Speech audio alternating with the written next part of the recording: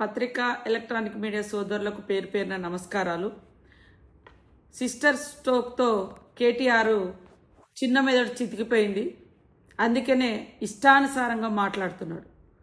కాళేశ్వరం విషయంలో కమిషన్లు తీసుకున్నప్పుడు గుర్తు రానటువంటి మరి భయం, ఈరోజు కమిషన్ ముందుకు రావడానికి మాత్రం భయపడుతున్నారు.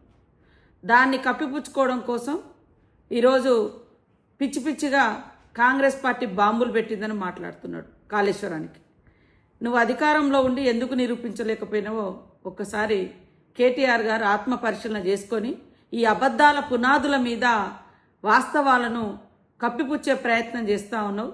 అబద్ధానికి అవార్డు రావాలంటే మరి ఇవాళ గోబెల్స్ మించిన గ్లోబల్ ప్రచారంలో గ్లోబల్ అవార్డు కేటీఆర్కి ఇవ్వాలి.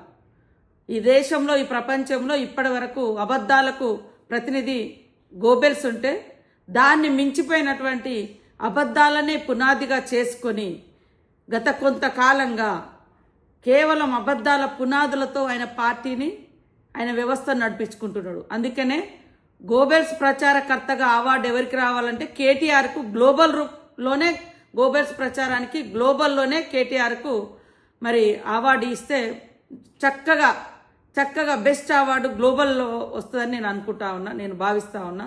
కాబట్టి అయ్యా, నువ్వు ప్రతిపక్ష హోదాకు పనికిరావు, ప్రతిపక్షంలో పనిచేయడానికి రావు, ప్రజల కోసం పనిచేయడానికి రావు.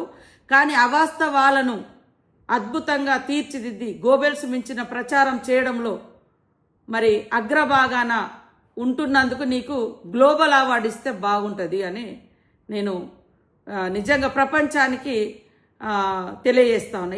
ఇట్లాంటి వ్యక్తులకు ఇది రావాలని. ఈడీ గురించి ఒకటి అంటాడు, కాళేశ్వరం గురించి ఒకటి అంటాడు.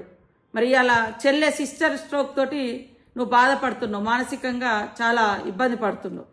ఇవాళ పాపం కవిత అన్నది మా నాయన దేవుడు కానీ చుట్టూన దయ్యాలన్నారు. ఆ దయ్యం నువ్వేనైంది. ఆ దయ్యంలో ఎన్ని అవతారాలు ఉంటాయో ఏమో అర్థం కాదు. దయ్యం అంటే రకరకాలుగా వేషాలు ఇస్తుంది.